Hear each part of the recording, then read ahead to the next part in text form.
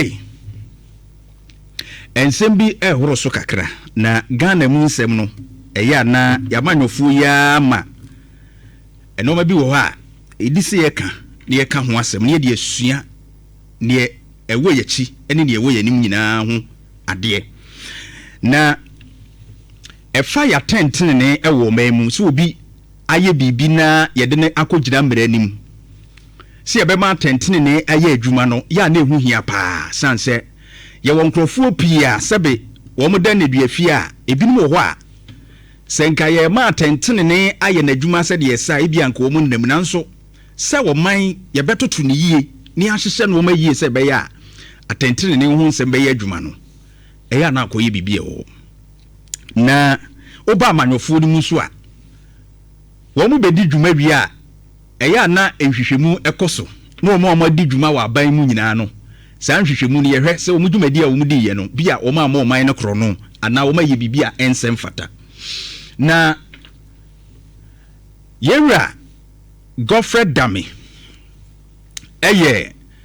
former attorney general aban lawyer pani a ono sukro ya Akufo Addo apenso no ne hwe atentere ne ho nsem so na papa yi akasa afa ya atentere ne ho nsem ewo mamu sede noma achiasi afa enkanka okire aban apenso na yentie no kakra na yemedimu enkomo Akufo in the size of her discretion as attorney general properly in order to ensure that there was avoidance of two trials which would lead to the facts being messed up and all that, decided to discontinue and arrange the two persons together on the same charge sheet before the same court.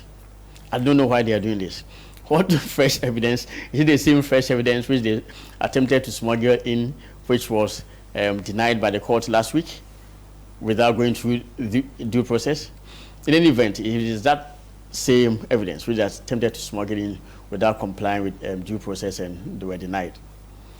How can they not just apply for leave to amend? All they have to do is just to apply for leave to amend. You use words like torture. When you use that word, what do you actually mean? So what I mean, essentially, is the resort to intimidation, harassment, and of course, the fact that you've been denied access to counsel, the fact that you've been denied access to your own relatives and all that, being held up by law enforcement agencies in such an environment is torture.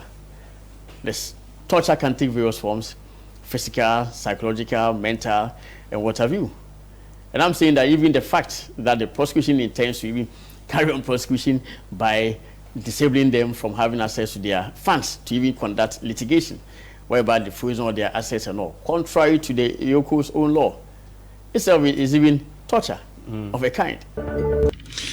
And duty yewra Godfred Dami and watch say ebinom ho a Yokufo achi wo mu an client a owo mu no ehun asem na na mu nkomodie wo mu edi case ye wo court na o se ye torture wo mu na o hwe ne client no a kwan ya de wo fa so no wutumi se na ni nye ho o kire se bi wo kra no a na lawyer fo kra no akwanya mba mu no bo watumi ehu na lawyer fo na busuafo ne client ni nya kwan na watumi ehu wo mu ne ade na case no nso egusu a ekoso no fi se Yokufo na motu a wo mutu no emmoa na utie ekwa. He talked about the fact that eduru baby kura no na chese akoye te say court ejai ne client no, but still Yokufo asa ache no a wo mo de no kokotwiri kukumu a eno ho nsensem a, but upon that no, that one there wo mayi abante no eye enrachi no anu na nwumre wo mayi no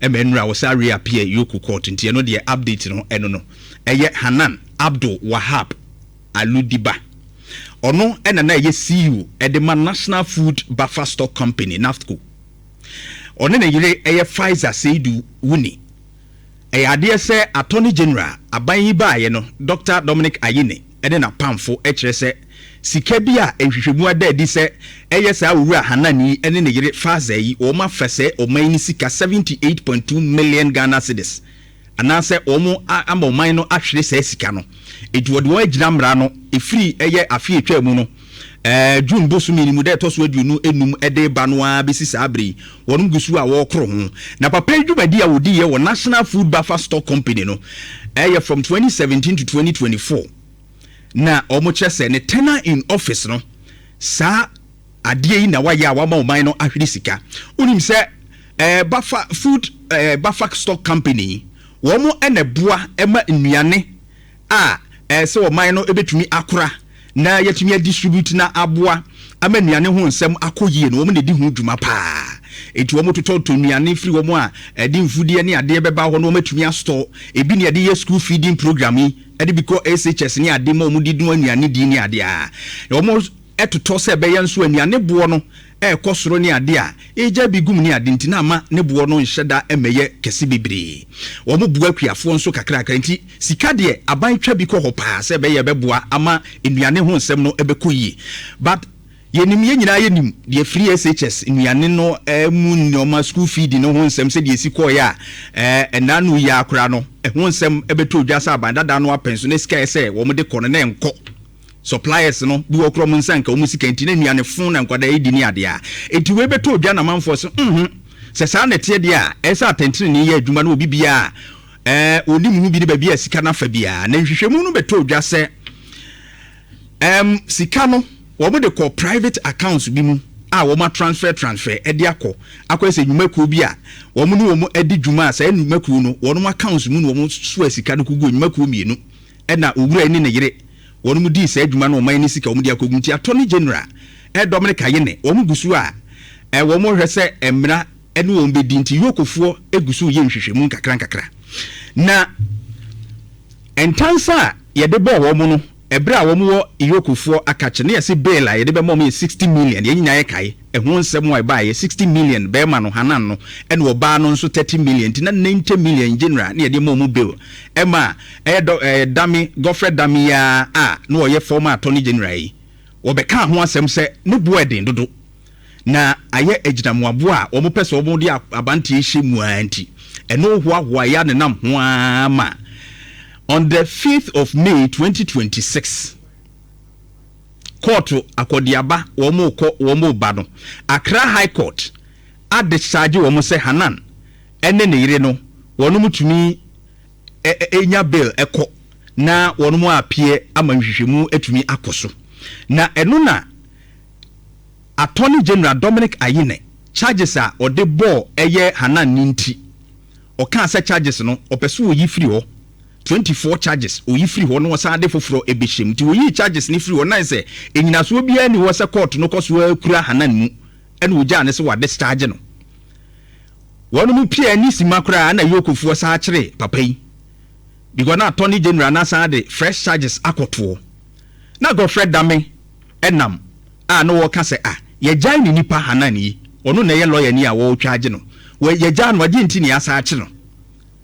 And fast forward say na dame kura nim say fresh charges krom de akohye a eye court practice etimi si charges ye de abon no etimi yi free on de foforo abechim ti ye beja wo ne asa achew court practice koso uti a lawyer for no moka rearrest na koso saa but Godfred dame no ni update because utie eye Srim Saya eye deputy attorney general o say Godfred kura no ma court ho no mu hu nti oni update no nti was deputy AG Srim Saya accuses Godfred dame of jumping from one media house to another instead of engaging Yoko official directly over rearrest ti wa misam bibia e na o ka ho asem ene Srim Saya na sem o kan say dame emma onko Yoko fo ho onu a court no kro nhyeda emma momu hyeda hu update no ene wonam e ka de obe ba ni nyina mu no after say Yoko fo sa kire papa yi Hanan yi ade se na de chie anwumre no ano wono mu ejai no e ma ne bail ene wo ka se ade chie eye nura onsan fa ne ho ba kire nti papa no eda so ko ede ne ho ko kira na no na Godfred dame abekasa wo kire mu se ase ni nipa no ye tocha no ena wo mu etietia ne fa hodie so se de wo mu si ye no nipa eye papa wo mamu enkasa edu utie no say ex NAFCO boss case we need good men in our justice system dame eneka say former attorney general or say yehia ni papa ewo ya tentrene adwuma yenimu eti eba ye court no ni dwumadi ahodo ni nyina mu a ye hia ni papa egum se be ya eno ba betu yakoyie na attention ne be ya adwuma na meti when I was like seriously na minim se bia enya wono na ekasa. I was shocked because na minim se enya Godfred Dame na ekasa because se Godfred Dame ebie na no kase ya I think say too strange to me because say obi be ka ho asem a me expect any other person to speak about fairness and justice than Godfred Dame because lucky that moral credibility say obeka say justice system in asem because yet tikromu and under him as attorney general and woman p koso we are swafo a we are buying lawyer penny san so swafo a attention ne wonsem so Godfred Dame with time and the gufuado ye won krofo kromu ha ye chiri wo mo emfa kwan paso dodo no akra no bi wo ho no mo tietie omfa ahodie so a na nsentrofo bi ye dede e wo kromu ha nipa pi no civil society organizations bi so kasa mu a Godfred Dame bumia gudasum as wonte kra say will be a kasa. And so the principles we held yesterday on say ne ebidim mo amanyofo ne etumfo abuntie on say ne yetwa kwan na nka wodan a saa bre na ne ye dede ka ho asem na ye wode because you had the power no woni age and then once advocacy no ensheda enya substance bi ase obi ansheda mfo awusu bebre because would lack the credibility to talk about justice. Oversight over prosecutions bebrea. If you are lawyer, a judge, if you are to me transform based on cases, you know, how you want it to go. Godfred Dame, Wokromwa, Ebebre Kanwasem. You were the Attorney General, we are Minister of Justice. Gregory Afoku, Court Wejano. Yasha say High Court at a point are granting bail. Now so under you, Godfred Dame, you kept this man in custody without final conviction. No them Gigoro Afoku. Yetikromu Afoku some kind in 2015. Ye can't so na ku eye Adams Mahama. He spent over 8 years in custody. Court wa mani bail kra a Supreme Court kra kan ho asem say obi kra kum nipa meda ye ma bail Godfred Dame wo hwe ma bantie damu a and then you are talking about justice shamelessly talking about justice when you were Minister for Justice. Gigore Afoko suffered.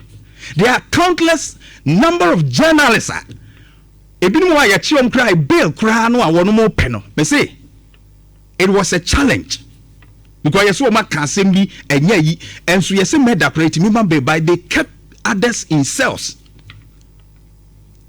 some 2-3 days overnight e bi kura be jinem so mpe bail amom kura na yedin. I remember Captain Smart's issue or Hinebabo Amamo and the others Lydia Alasamu issue see ni nyina ne nanamu. You remember ye kai and so sa baseline na wo time na was set here na we don't say be here wo na ye. These people, their bill processes were just delayed for nothing. Ignatius Ano Sauka in Metro TV journalists no all these issues course including a civil society activists Oliver Baka Vomao one more yes one may face the country protest na no more protesting at the idea yet even bill na why day through demonstration face the country for a chi omugu bus nipa bebebe edom kogum o mantimi anko fie biem ye mo mu bill kra bi mu begina hokra na bill ho nsem ayeden ni nyina no now Godfred Dame you were then the Attorney General and the Minister for Justice. Now you have the audacity to come out and say justice ye intimidate obi ye torture obi. Do you know torture? Do you know torture? Gigore Afoko being in jail once I am on the bill. Now order so the extra custody. Court are granting a bill. And you were supervising over that injustice. And now we can say about justice. At the time Ghanaians were calling and said do the right thing. these same good men were talking. Good men now, Jeff Fatusumame, the good men you are calling on today, we were speaking yesterday, but who are you calling again today? The same voices you want to talk today were talking yesterday, but you as Minister for Justice went here. We cannot redefine justice depending on who is affected. That should be clear. Yankaya to force in cases. No? So okay. Look at how you even drag the issue, even when the case was even eventually acquitted. Ato force in acquitted no ni no. Look at your commentary even behind it after justice was delivered. Audio say Pia Bontin between one day Richie Japanese and woman. You are talking about justice. You are talking about justice today. You don't have credibility to talk about justice today. Because as a minister of justice, my rating in terms of justice is less than even 40%. Just a woman when one Yamba politics are saying BBR. And this same message goes to the NDC today. The NDC. So on Godfred Damiani or Free Good Men. It is a Rambo style arrest now. Oh sorry, ani akwachi obi ni Rambo style arrest. And that many a can want them. Ube huna national security. Hey, ni akwachi obi ni ye can want them a woman fee. And the same thing is going on. People are being given huge sums of money as bail conditions. This are no man ni nyina ekoso wo kromu a yere. A baseline we are watching because the minimum say cases in running or court na obi kura wo intentions wo bedwane a obetumi asisi ne passport obetumi obstructive way odi bedwane afiri o man mu na case na timi arane but until say court beka say nipa no bia ade a waye no waye ampa e abonefo sem no na ye be try say ye de mra no in the name of mra no be yiri nipa no ama nipa no chese ye kire ni bibi no. Politician, because what is going on today, or Chinebino, the same you said the market Godfred Dami the same thing here the market. Yankas will be a debonair, a mere fanem famra quanso. Yes, but a choir and a first one quite to say, Yakatakati or all other ways are a bit Yama, I be a simple na etimia go on. Ama justice are prevailing without say ya torture microphone. We ignore and in future ni abesu they said the dami soon. So we say ya. And now this is to the NDC. Most of how you are operating the justice system. Ebeka krano. So we call on the good men. It will be very difficult for the good men to speak. And that is Dami's issue today. I didn't Yamano. But you don't learn as politicians. Godfred Dami. And everyone will be a Ujina. Timunya Mufensia dear as a manofo. That's my message to you today. Ebusia, Meba. Oh, yeah! Come on! Nhyira 104.5.